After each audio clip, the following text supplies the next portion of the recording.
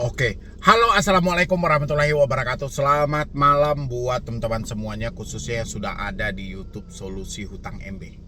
Ya, bagaimana tadi video yang sudah saya update tentang OJK membatasi pinjol-pinjol legal, cuman diboleh satu orang meminjam 3 pinjol legal, tidak boleh lebih ya. Kita mengapresiasi hal itu.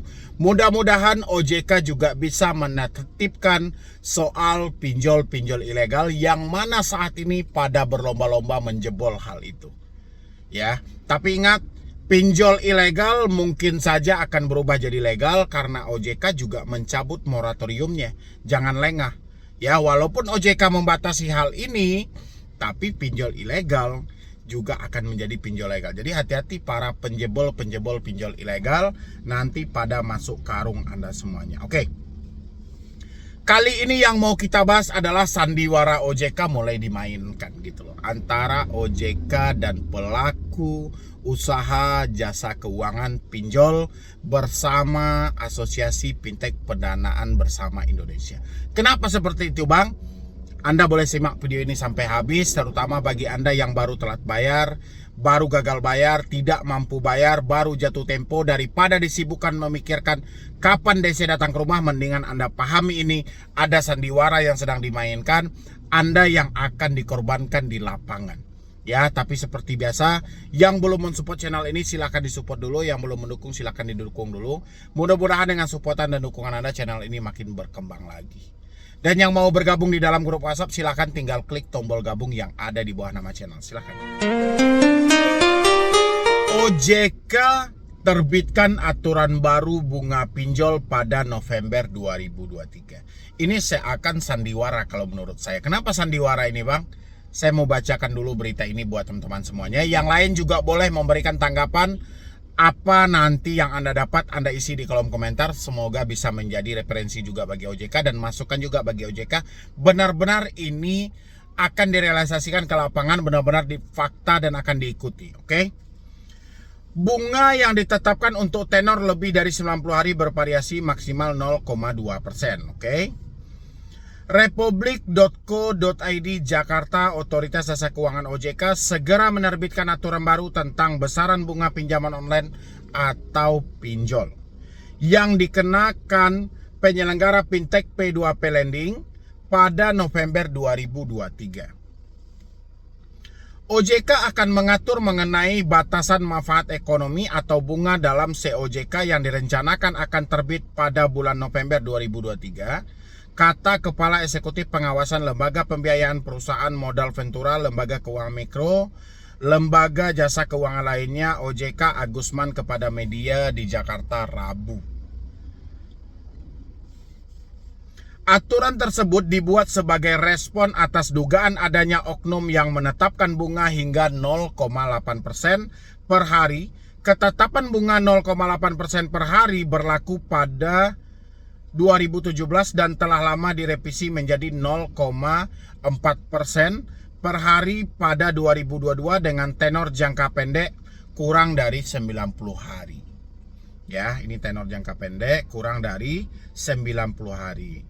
Berdasarkan aturan Asosiasi Fintech Pendanaan Bersama Indonesia (AFPI), bunga yang ditetapkan untuk tenor lebih dari 90 hari bervariasi. Ada yang 0,1% hingga 0,2%. Ya, ini aturan yang terbaru. Selain besaran bunga pinjaman, OJK saat ini sedang menyusun ketentuan terkait penagihan kewajiban ketentuan lebih lanjut berkenaan dengan penagihan dalam pengaturan setingkat surat edaran Otoritas Jasa Keuangan (SE-OJK).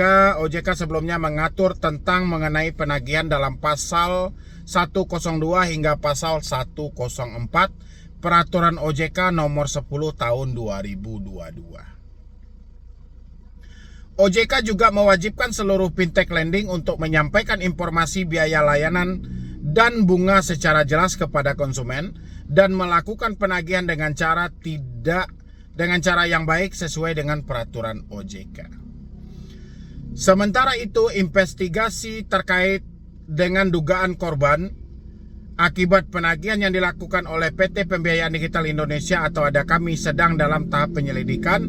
oleh aparat hukum yang berwenang sampai dengan saat ini belum terdapat informasi yang berkait. Ini sudah lama banget ya beritanya ya.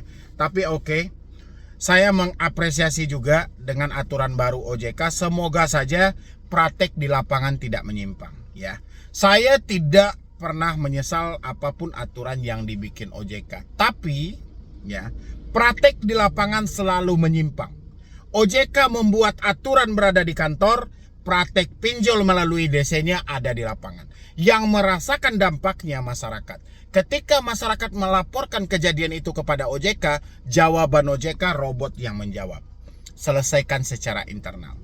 Ya, kalau memang OJK bisa meluruskan 0,1% sampai 0,2%, benar-benar praktek ini berlangsung di lapangan, saya yakin tentang segi bunga mungkin sudah cukup. Ya, sudah cukup. Hanya saja dari segi penagihan ini belum cukup. Ya, kalau OJK sampai detik ini tidak menemukan kasus kecurangan dari pinjol legal, saya rasa OJK tidak bekerja untuk pinjol. Ya, kalau OJK hanya memberatkan kepada pinjol ilegal, buat apa diadakan Satgas Waspada Investasi yang selalu memburu pinjol ilegal? Hari ini permasalahannya bukan ke pinjol ilegal, tapi pinjol legal. Pinjol legal bukan dipermasalahkan tentang bunganya, tapi sesi penagihan yang sangat kurang ajar di tengah orang telat bayar 1 atau 2 hari. Tapi bagus juga dengan OJK memunculkan aturan yang terbaru. Kalau misalnya ada praktek di lapangan yang selalu menyimpang, tidak sesuai dengan aturan OJK seperti yang telah lalu, itu bagaimana? Kita harus melapornya kemana? Ke OJK, yakin ini akan ditanggapi, nanti nggak dilempar-lempar. Orang bertanya ke OJK, dilempar ke FPI, FPI dilempar ke pinjolnya. Ya seperti itu nggak akhirnya nanti. Tapi kalau mencontoh ke yang sudah-sudah, rasa saya aturan yang dibikin OJK udah percuma. Mendingan OJK himbau aja ke masyarakat, berhenti aja bayar pinjol, jangan pinjam-pinjam pinjol. Selesai perkaranya. Ngapain OJK bikin aturan begana, aturan begini, aturan ini, aturan itu. Praktik di lapangan tidak pernah sesuai dan OJK tidak menyelidiki langsung ke lapangan. Benar atau tidak seperti itu? Siapa yang sudah pernah melaporkan tentang kejahatan pinjol legal kepada OJK dan apa jawaban dari OJK? Isi di kolom komentar. Ya, kita nggak kekurangan aturan kok. Aturan OJK itu banyak. Aturan OJK itu bagus. Aturan yang dibentuk OJK itu sangat bermanfaat untuk masyarakat. Cuma praktik di lapangan tidak dirasakan sama sekali oleh masyarakat. Walaupun aturan dibikin untuk kesejahteraan bermanfaat bagi masyarakat, prakteknya tidak sampai ke masyarakat. Ya, karena OJK membuat aturan ada di kantor, sementara penagih hutang atau debt collector menyiksa masyarakat di lapangan. Ya, ketika masyarakat melapor kejadian itu kepada OJK, tidak satupun yang ditanggapi. Kalaupun ditanggapi, tunggu viral dulu. Makanya saya ada di akun ini, ada di channel ini, selalu menghimbau buat teman-teman semuanya. Kalau Anda tidak mampu bayar pinjol, jangan gali lubang tutup lubang. Ya, catat semua kejahatan dari debt collector, catat semua kejahatan dari pinjol, walaupun tidak menyebut nama aplikasi, berhenti bayar selamanya. Itu jauh lebih tepat. Itu jauh lebih ideal. Karena aturan sudah ada. Aturan buat ke depan satu orang cuma bisa meminjam di 3 aplikasi. Bagaimana yang sudah berlalu? Ya, yang sedang berjalan bagaimana? Ada satu orang yang terjebak di 15 aplikasi pinjol. Apa toleransi OJK hari ini? Apakah dia hanya diwajibkan bayar 3 pinjol saja atau kayak mana? Ya, selama ini aturan OJK prakteknya belum sampai ke lapangan. Tidak ada yang bisa dipakai aturan OJK satupun. Ya, aturan OJK tidak pernah diikuti oleh si pinjol. Dia mengikuti hanya mengangguk-angguk ketika di kantor. Praktek di lapangan masyarakat yang merasakan. Makanya OJK belusukan ke lapangan, coba dipinjam langsung, dirasakan langsung, coba telatin, perhatikan.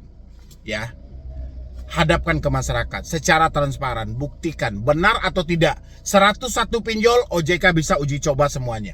Mana nanti yang menyimpang dari aturan yang berlaku, coba OJK blokir. Seperti itu cara mempraktekannya. Tapi kalau hanya sebatas himbauan, aturan telah diterbitkan, setelah aturan diterbitkan dibiarkan begitu saja, sama aja akhirnya apa? Lalai dalam pengawasan yang terjadi di luar dugaan, di luar ekspektasi yang ada. Benar atau tidak? Ya. bagaimana menurut teman-teman semuanya dengan aturan yang terbaru yang dikeluarkan oleh OJK ini, mulai dari pembatasan meminjam pinjol satu orang tidak boleh lebih dari 3 aplikasi, sampai dengan pengaturan bunga, sampai pengaturan dari DC. Ya, dan bagaimana praktek di lapangannya, isi di dalam kolom komentar biar OJK membuka mata lebih lebar. Ya, setelah bikin aturan tolong awasi sampai ke lapangan. Jangan bikin aturan secara tertulis habis itu disimpan di lemari nggak ada gunanya. Tapi coba praktekkan sampai ke lapangan. Benar-benar ditaati atau tidak ini? Kalau tidak ditaati, berapa pinjol yang selalu tidak mau mematuhi aturan ini? Kasih dia efek jera. Ya, mungkin dari saya cuma itu aja, tidak panjang lebar. Yang jelas bagi saya, buat teman-teman semuanya, dimanapun Anda galbay pinjol, dimanapun Anda telat bayar pinjol, kalau menyatakan sudah tidak mampu, berhenti gali lubang tutup lubang.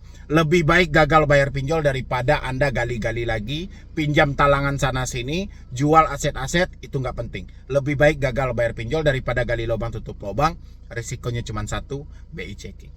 Ya, jadi sekian dulu dari saya, Medi Broni. Was.